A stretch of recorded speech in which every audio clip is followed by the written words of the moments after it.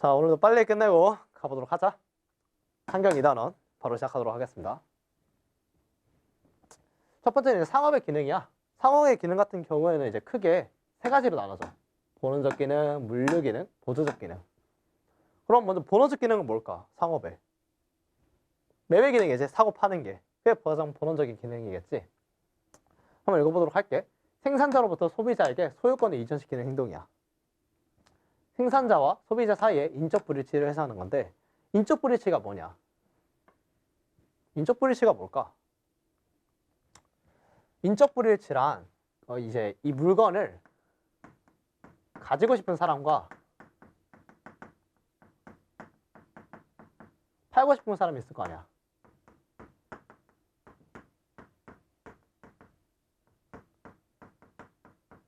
이 물건은 누구에게 지금 필요한 거겠어? 이 사람에게 필요한 거겠지. 이걸 인적 불일치라고 하는 거야. 이 물건이 필요한 사람은 얘인데 가지고 있는 사람은 얘지. 그래서 이거를 소유권을 이전시켜 줌으로써 인적 불일치를 해소한다는 게 매매 기능이라는 거지. 그래서 상업의 종류는 매매업이다 라고 써 있어. 다음은 이제 물류 기능이야. 물류 기능은 운송 기능 그리고 보관 기능으로 두 개로 크게 나뉘어.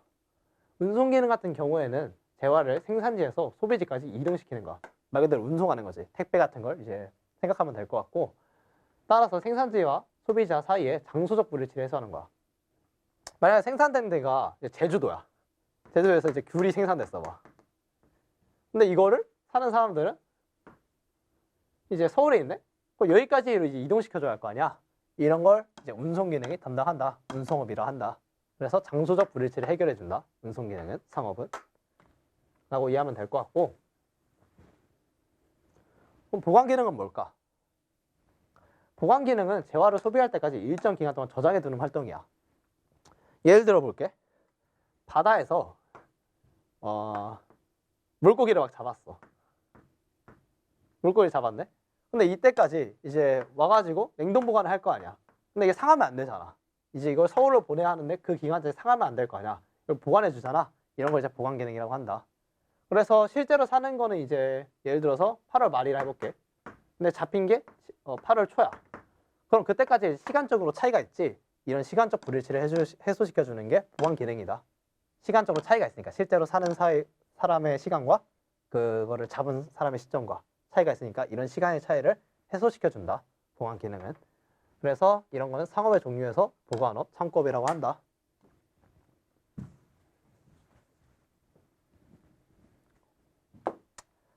다음은 이제 보조적 기능인데, 보조적 기능 같은 경우에는 금융 기능, 보험 기능, 정보 전달 기능이 있어. 금융 기능은 뭘까?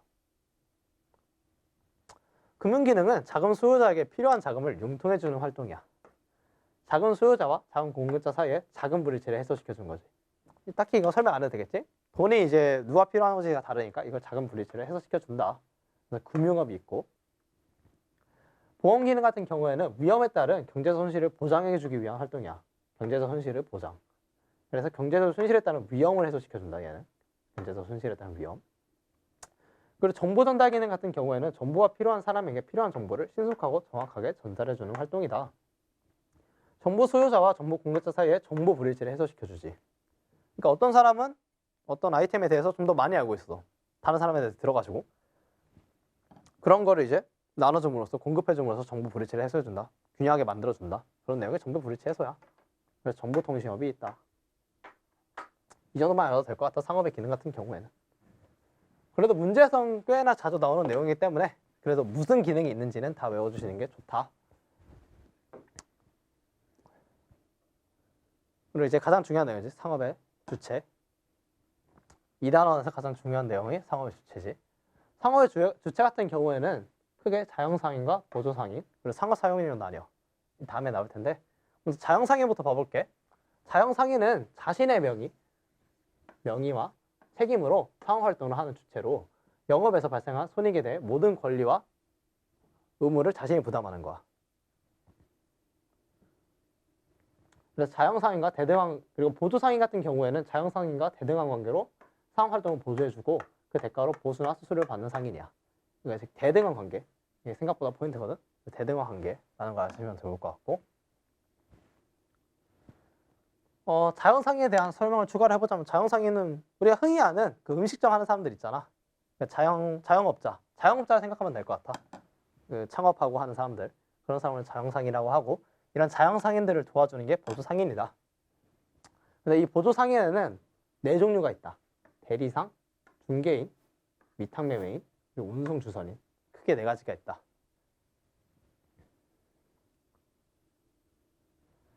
대리상부터 봐볼게. 대리상 같은 경우에는 특정 사안인, 그러니까 본인, 여기서 본인은 나를 의미하는 게 아니고 본사를 의미하는 거야. 그러니까 예를 들어서 KT 본사라고 생각하면 될 것 같아. KT 본사랑 KT 대리점. 그래서 이 본사가 본인을 의미한다, 여기선.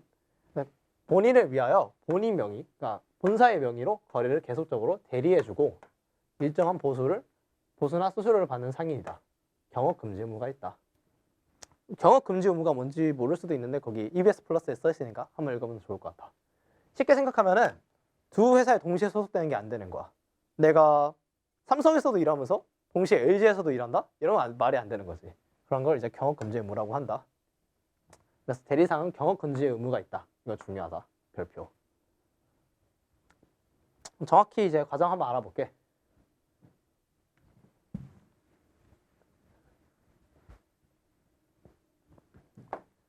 대리상. 이제 대리상이 있지. 일단 대리상은 본사, 그러니까 본인과 대리계약을 먼저 맺어. 계약을 먼저 첫 번째로 맺게 되고, 이 대리계약을 한 다음에 그 가게가 있을 거 아니야, 대리점이. 대리점에서 이제 손님이 올 거지. 그 손님과 이제 매매를 할 거야. 근데 이 매매를 할 때 본인의 명의를 쓴다. 본사의 명의를 써가지고 이제 KT의 이름으로 이제 계약을 하는 거지. 매매를 하는 거지. 그 다음에 이거에 대한 결과를 이제 통보를 해줘. 우리 이만큼 매출을 냈다. 그러면은 그거에 대한 수수료를 본사에서 지급을 해주는 방식이 대리상이다.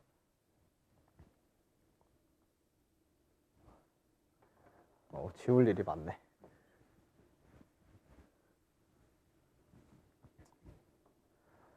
그 다음에 중개인 같은 경우에는 우리가 뭘 생각하면 될까? 중개인. 부동산 중개인 생각하면 될 것 같아. 그거랑 똑같은 거거든. 그러니까 불특정 다수로 인물로부터 중개 의뢰를 받아서 타인의 명의로 상행위를 중개해주고 거래 당사자 쌍방으로부터 수수료를 받는 게 중개인이다. 이거는 그림 보면 훨씬 더 이해가 잘 될 거야. 여기 찾았다. 중개인. 중개인 같은 경우에는 중개를 해주는 거지. 판매자가 있어. 그리고 구매자가 있어. 얘네는 서로를 잘 몰라. 근데 이제 내가 딱 나타나서 얘기를 하는 거죠. 너 이거 사고 싶어? 너 저거 하고 싶어? 내가 너희 둘이 이어줄게.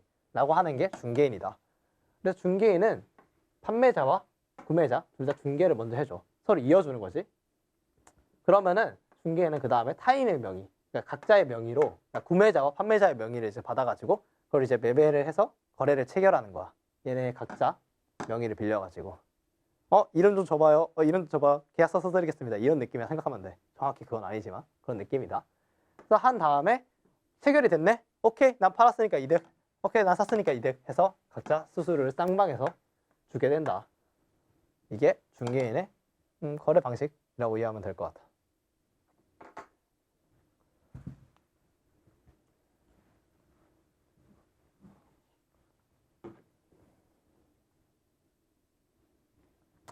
그 다음에 이제 위탁매매인이야.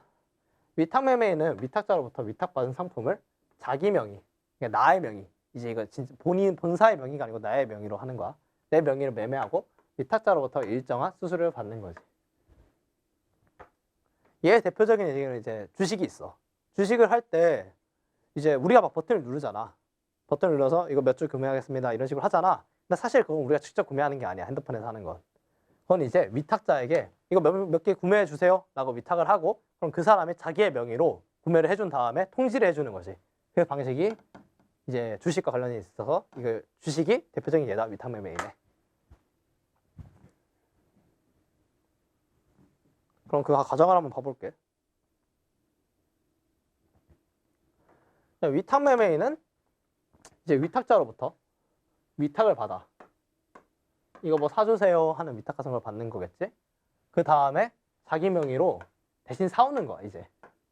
파는 사람이요? 이거 살게요. 해서 이거 팔아주세요 해서 이제 사오는 거지. 산 거를 이제 알려주는 거야. 이거 샀습니다 해서 알려주는 거지. 그러면은 위탁자는 오케이 샀구나 해서 그거에 대한 수수료를 준 거지. 대신 사줬으니까 그거에 대한 수수료를 제공을 한다 라고 이해하면 될 것 같다. 이거는 이게 위탁 매매인의 거래 방식이다.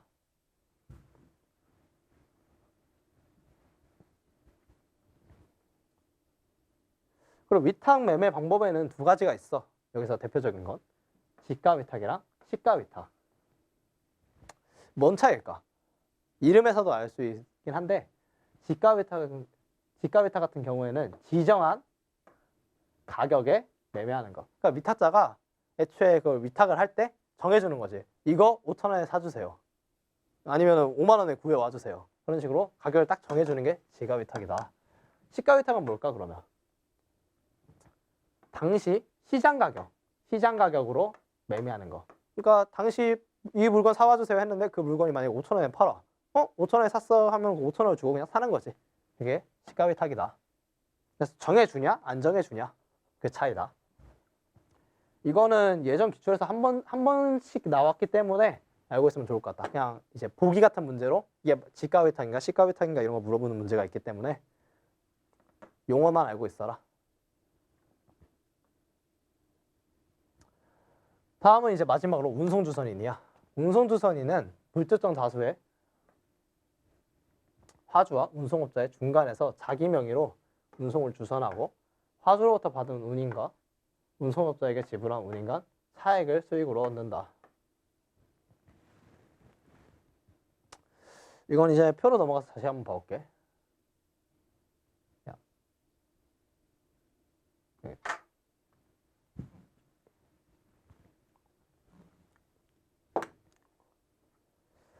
이제 화주가 있을까? 물건의 주인, 그 화물의 주인이 있겠지. 화물의 주인이 이제 운송을 의뢰하는 거야, 이 사람에게. 이 물건 좀 보내주세요 하면서 의뢰를 하면은 의뢰받은 사람은 자기 명의로 해서 주선을 하는 거지, 운송 주선이. 그러니까 얘는 실제로 배가 있는 사람이 아니야. 배는 운송인에게 있어. 예를 들어서 이 배를 가진 사람에게 이제 연결을 시켜준 거지. 중개인 같은 느낌이야. 화주와 운송인을 연결시켜준다. 근데 이때 자기 명의로 계약을 한다. 자기 명의로 이제 계약을 하는 거지. 그럼 화주는 오케이 계약 완료됐어요 이제 알려주면은 얘는 이제 운임을 줄 거야, 돈을. 그 다음에 여기서 받은 돈의 일부를 이제 운송인에 써야겠지. 이거 돈 보내는데 한 100만 원 들어요 하면 여기서 한 150만 원을 받아오는 거야. 150만 원 정도를 150달러 정도를. 그럼 여기 드는데 비용이 100달러. 한 50달러가 남지. 이거를 이제 운임 차익이라고 하는데 이 운임 차익을 수익으로 한다 하는 게 운송주선인이다 라고 보면 될 것 같아.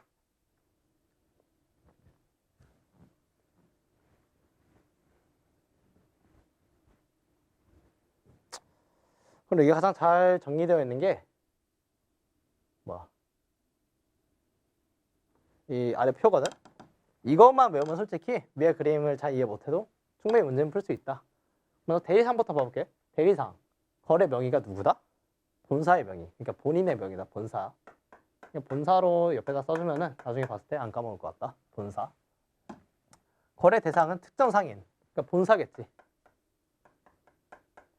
그럼 기간은 계속적. 여기서 계속적이라는 거는 계약 기간 동안 쭉 간다. 그러니까 일시적으로 하는 게 아니다. 계약 기간 동안 계속 한다 라는 게 계속적. 그럼 보수는 누구한테 받는다? 본인으로부터. 본사로부터 받는 게 대리상의 특징이고, 대표적인 이름은 대리점.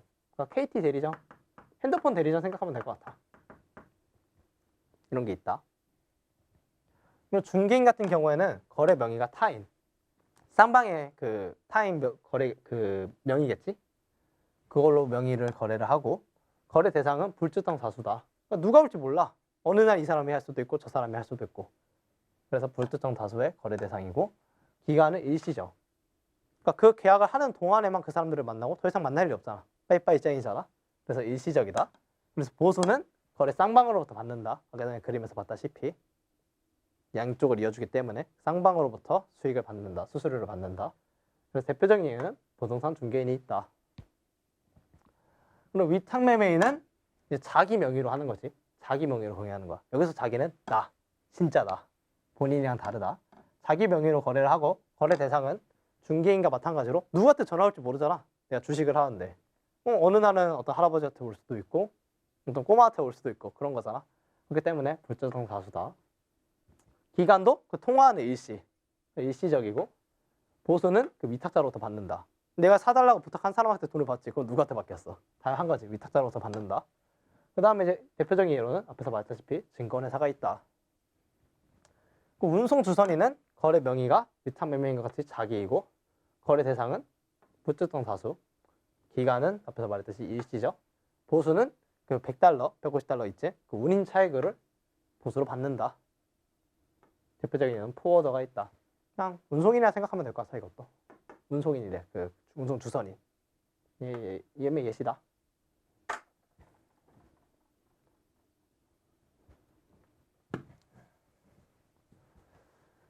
다음이 이제 마지막으로 상업사용인이야. 상업사용인 같은 경우에는 아까 전에는 대등한 관계였잖아, 보조상인이. 얘는 동속적 관계야. 가장 큰 차이지. 종속되어 계속적으로 대외적인 영업 활동을 보조하는 사람으로 근로의 대가를 보수로 받고 급여를 받고 특정 상인에 종속된다. 보조상인과 다르다는 특징이 있지. 종속된다는 점에서 보조상인은 어떻다?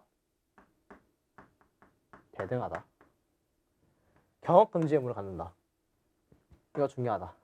경업금지 의무 안 가는 얘가 또 누구 있었지? 이거 안 가는 얘네. 경업금지 의무를 갖는 얘가 또 누구 있었지? 이거는 알아야 한다. 대리상이었지. 실제 문제에서는 경업금지 의무를 갖는 사람이 누구인지 공통점 찾으라 하면서 물어보기 때문에 경업금지 의무를 갖는 건 상업사용인이랑 대리상 둘밖에 없다 라고 외워주시면 될 것 같다. 이건 진짜 중요하다. 계속 나온다 문제에서. 일반적인 그 회사원 생각하면 될 거야.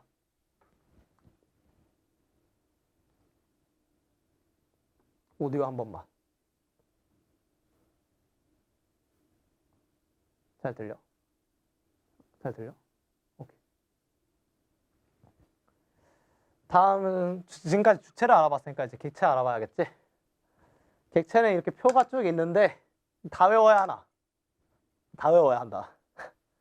이거 다 외워줘야 한다. 특히 유가증권과 무형재화는 다 외워줘야 한다. 먼저 그럼 상품부터 봐볼게. 상품은 상거래 대상이 되는 재화로 용도에 따라 생활용품, 상업용품으로 구분된다 하면서 하는데 말 그대로 뭐겠어. 이거 솔직히 어렵진 않을 거야. 생활용품과 상업용품. 이거 사람 모르는 사람이 있을까? 생활용품은 뭐겠어? 실제 생활에 쓰는 거겠지. 소비자들이 쓰는 거. 최종 소비재라 생각하면 되겠다. 넘어갔네.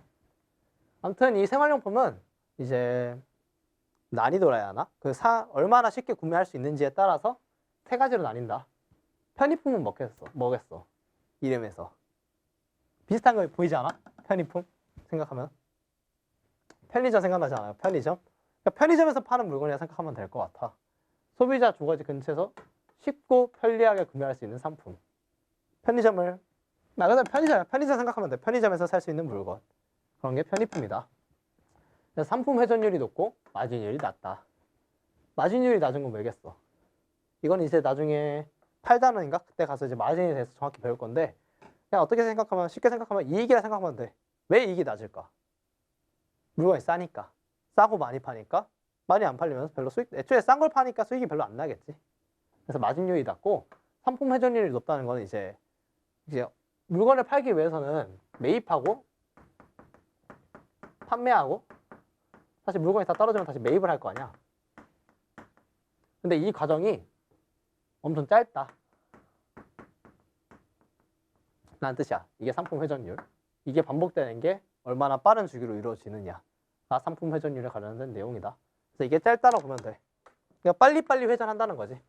판매도 빨리 되고 그만큼 구매도 많이 하고 라고 이해하면 될 것 같아. 그 다음에 선매품은 뭘까? 이건 이제 살짝 헷갈릴 수 있어. 선매품. 선매품은 이제 한자로 가릴 선자에 살 매자야. 그래서 가려서 산다. 골라서 산다 라는 뜻이거든. 선매품이. 그래서 소비자가 가격, 품질, 디자인을 비교해서 선택적으로 구입하는 상품이야. 아까와는 다르지. 아까와는 그냥 쉽게 살 수 있었으면 얘는 좀 더 생각을 해야 해. 생각을 좀 더 하면서 비교해보고 어떤 게 좀 더 나을까? 이런 하는 게 선매품이다. 그래서 구매 빈도가 편의품에 비해서 낮고 가격이 비교적으로 비싸다. 대표적인 예로는 이제 의류, 가구류가 있겠지. 이제 가구 같은 거 살 때 쉽게 막 이거 살래 하지 않잖아. 비교해보고 여러 비교해보면서 이게 낫나 저게 낫나 해보잖아. 그런 걸 생각하면 될 것 같아. 선매품은 좀 더 비싼데 그래도 아직까지는 살만하자. 많이 사는 거.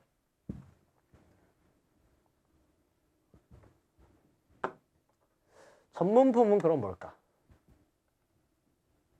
이름부터 전문적인 느낌이 나지. 그러니까 쉽게 구매할 수 없는 거야. 전문적인 지식이나 기술이 필요한 그런 제품을 말하는 거겠지. 그래서 상품 회전율이 낮고 마진율이 높다는 특징이 있어. 편의품이 완전 반대돼. 정반대 성격을 지니고 있다. 편의품이라. 대표적인 예시로는 자동차 등이 있다. 오케이.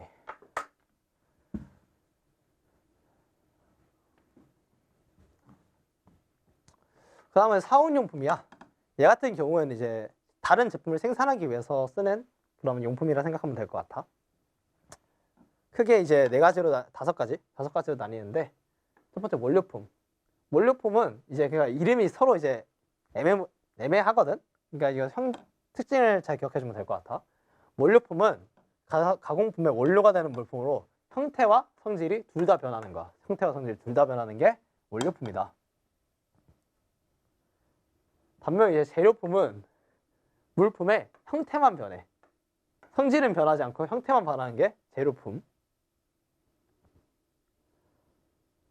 설비품 같은 경우에는 내구성이 있어서 장기간 사용하는 상품이 설비품이다. 그리고 부품은 제품의 일부가 되는 부품이지. 그러니까 자동차 엔진이나 나사 이런 걸 생각하면 될 것 같아. 일부가 되는 물품이 부품품 말 그대로. 소모품은 사용하는 만큼 줄어들어 소모되는 상품이거든. 종이 같은 거 생각하면 될 것 같아. 회사에서 종이 같은 거 프린트하면 이제 사라지잖아. 그런 거 생각하면 되다. 사무용품. 이 정도 이런 게 있다 정도만 알면 되고.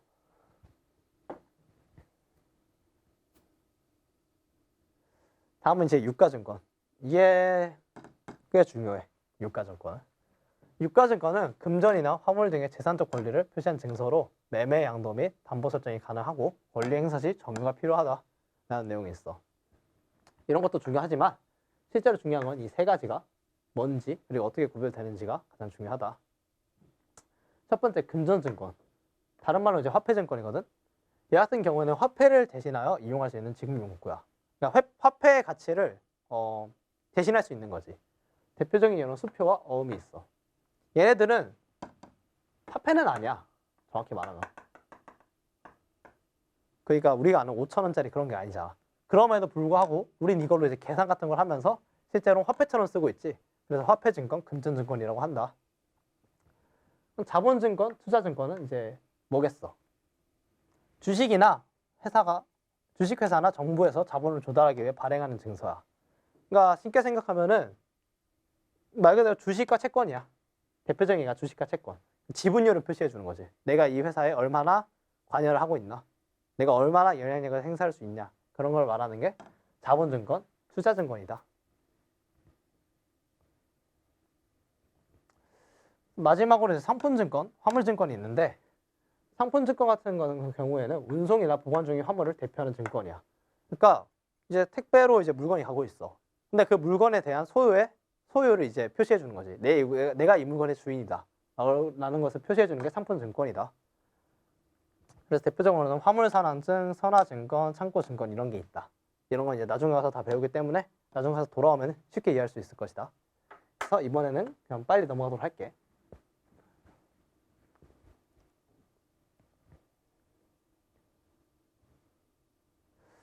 마지막으로 이제 무형재화. 얘 같은 경우에는 쉽게 생각하면 이제 아까는 상품이었잖아. 얘는 이제 서비스 쪽이라 생각하면 될 것 같아. 쉽게 생각하려면. 물론 서비스도 포함되어 있지만 다른 내용도 많아.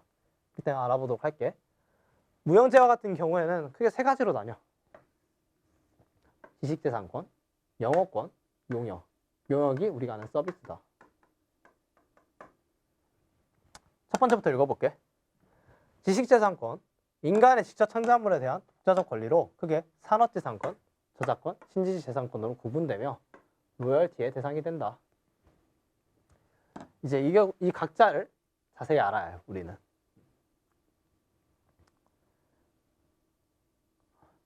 이렇게 세 가지로 분류되어 있다, 지식재산권은.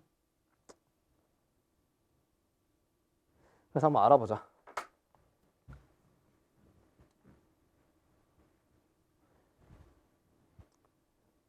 이 체계를 잘 기억해 두셔요. 지식재산권 안에 산업재산권, 저작권, 신지식재산권 세 가지가 들어가 있다. 이걸 외워주셔야지 이해하기 편하다. 외우기 편하다. 첫 번째 산업재산권이야. 산업재산권은 산업상 이용 가치를 가진 발명 등에 대한 권리로 창작자가 특허청에 출원 및 등록함으로써 창작자가 얘 같은 경우에는 출원과 등록 같은 절차를 걸쳐야 해요. 어떤 절차가 필요한 거지. 일정 기간 동안 배타적, 도전적인 사용권을 취득할 수 있는 거지. 그리고 이런 상업재산권은 네 가지가 종류가 있어. 특허권, 디자인권, 실용실현권, 상표권. 특허권은 많이 들어봤을 거야. 특허권은 물품 제조 및 방법에 대한 새로운 발명을 독점적 배타적으로 사용할 수 있는 권리로 자원법칙을 이용한 기술적 사상의 고도 창작으로 상업상 이용할 수 있는 것이야. 뭐 어쩌고저쩌고 있는데 특허 출원 생각하면 될 것 같아. 그러니까 새로운 기술 같은 걸 발견한 거지. 이거는 지금까지 없었던 건데 내가 처음으로 만들었어. 이거 보호받아야 할 거 아니야. 그래서 특허 출원을 해가지고 이제 보호를 받는다. 그래서 존속 기간이 엄청 중요하거든. 이걸 잘 외워두셔야 해.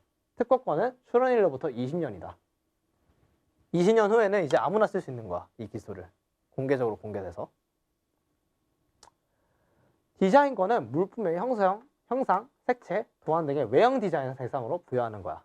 그러니까 어떤 상품이 있는데 얘를 뭘로 들어볼까? 이 마우스가 있어. 이 마우스의 디자인권이라 하는 거야. 그러니까 마우스 이렇게 생긴 거는 우리 디자인이다 라는 거를 이제 표시해 주는 게 디자인권이다. 그러니까 누가 따라 하면은 이것도 침해라 볼 수 있지, 이 디자인을. 그래서 디자인권 같은 경우에는 출원일로부터 얘도 똑같이 20년이다 라는 특징이 있다. 실용실현권은 이미 있는 물품의 형상이나 구조 등을 경제적, 실용적으로 개선한 거야. 그러니까 얘는 이미 있는 상품인데 얘를 좀 더 이렇게 바꿔보면 좀 더 효율적이고 좋을 것 같은데 해서 바꾸었을 때 주는 권리를 실용실현권이라고 한다. 그래서 얘 같은 경우에는 실제로 이미 만들어져 있는 걸 고친 거니까 좀 적게 주자 하는 느낌으로 외우면 될 것 같아. 10년. 적다. 상대적으로 적다. 10년이다. 짧다. 얘는 개선. 이미 있는 물품을. 상표권은 우리가 아는 그 브랜드 로고 같은 거야. 타 상품을 식별할 수 있는 기호, 문자, 도형, 색채 등을 사용하여서 한 상표를 독점적으로 사용할 수 있는 권리야. 그러니까 예를 들어서 이제 펩시콜라 아니면 코카콜라 그 로고 있잖아. 이걸 다른 콜라 기업들이 막 쓰면 어떻게 되겠어? 진품을 구별 못 할 거 아니야. 그래서 그런 걸 보호할 수 있게 상표권이란 걸 만들어 놨다. 상표권은 얘도 이제 짧아. 10년이야.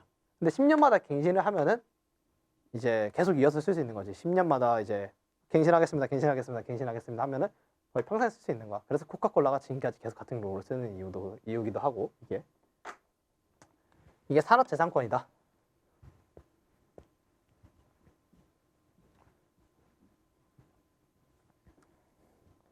다음 뭘까? 저작권.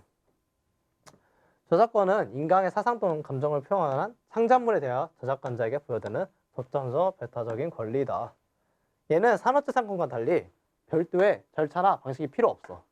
아까 전에는 출원과 등록 같은 방식이 필요했잖아. 근데 얘는 그런 게 필요 없이 창작과 동시에 보호받는다. 창작하는 순간 그건 보호받을 수 있는 거야.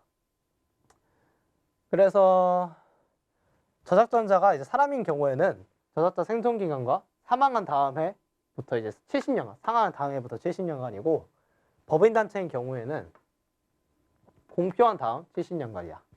아무튼 70년이다 라고 외워주시면 될 것 같아. 아무튼 70년. 그리고 이 저작권은 크게 두 가지로 나뉘어. 저작 인격권과 저작 재산권.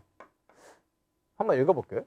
정서적 노력의 산물로 만들어낸 저작물에 대해 저작권자가 인격적으로 갖는 권리.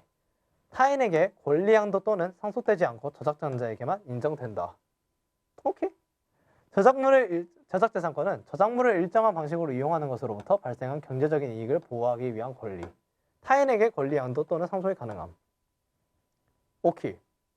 근데 솔직히 구분할 수 있겠어? 구분할 문제는 안 나와. 그래서 이런 걸. 근데 한번 그래도 뭔지 알아보기 때문에 알아야지 그래도 외우기 쉽기 때문에 한번 이걸 보면서 한번 외워보자. 저작자에 따라서 이제 저작자는 저작 재산권과 저작 인격권을 지녀. 우리가 흔히 하는 저작권을 판매한다 할 때 그거는 저작 재산권이야. 그러니까 이 저작권 판매됐다 뭐 하잖아. 그러니까 마블 같은 경우에 예전에 그 판권들을 다 팔았잖아. 그 저작권을. 그런 거는 이 저작 재산권에 포함된다. 그래서 2차적 저작물 작성권, 복제권, 공연권, 배포권. 그러니까 실제로 거래가 가능한 것들은 저작 재산권에 포함되고 저작 인격권 같은 경우에는 거래가 불가능해. 저작자만 가질 수 있는 거야. 그럼 저작자만 가질 수 있는 게 뭐가 있을까? 공표권, 성명 포시권, 통일성 유지권. 그러니까 이게 아무렇게 막 변형되면은 이제 저작권자 마음에 안 들 거 아니야. 그런 걸 이제 보호할 수 있는 권리나 이게 내 거다 할 수 있는 권리를 남에게 팔 수는 없지. 이게 내 거야. 이게 내가 처음 만든 거야. 라고 하는 거는 성명 포시권 그리고 공표권 등이 있다. 그래서 당연한 거지. 이제 보면 이해될 거야. 앞에 가서 보면은. 타인에게 권리 양도 또는 상속되지 않고 저작권자에게만 인정되는 게 저작 인격권이다. 반면에 저작 재산권은 타인에게 권리 양도 또는 상속이 가능하다. 그래서 이걸로부터 이 경제적인 이익을 얻는 것을 보호한다. 판매 또는 양도하는 것으로부터 얻는 경제적인 이익을 보호하는 게 저작 재산권이다. 라고 이해하면 될 것 같아.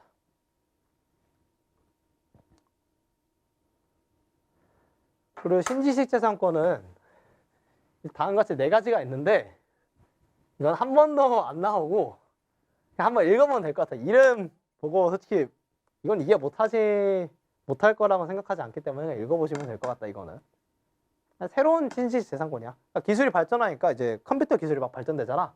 그런 거에 관련해서 이제 나온 것들인데 읽어보시면 되고. 자, 지금까지 지식재산권에 대해서 알아봤고 이제 나머지는 영업권과 유형 2가지가 있어. 영업권 같은 경우에는 이제 한 번쯤은 들어봤을 수도 있는데 영업권은 기업이 영업하는 동안 우수한 실적이나 특별한 신용을 쌓아서 동종의 기업보다 초과 수익을 올릴 수 있는 영업성의 우월권을 이야기해. 이 영업상의 우월권을 이제 화폐로 환산한 금액을 권리금이라 한다. 그리고 용역 같은 경우에는 우리가 흔히 알 거야. 서비스를 생각하면 되는데 재화를 운반 또는 판매하거나 생산과 소비에 필요한 노무를 제공하는 것을 이야기해. 다음은 이제 상업 조성기관이야. 이거 이제 시험에 엄청 많이 나와. 그래서 일단은 다 볼 거긴 한데 마지막에 이제 가장 많이 나오는 것만 짚어드리도록 하겠다. 첫 번째는 대학무역투자진흥공사. 영어로 코트라. 약자로 코트라거든. 코트라 같은 경우에는 이거 한 번씩 다 읽어보시길 권하긴 하는데 중요한 건 짚어볼게. 얘 같은 경우에는 정부가 전액 출자했어. 정부가 전액 출자했고 비영리다. 그래서 무역거래 알선 등의 업무를 수행한다. 그러니까 무역 업무를 수행한다고 보면 돼. 이름에서 알 수 있다시피 무역투자진흥공사다.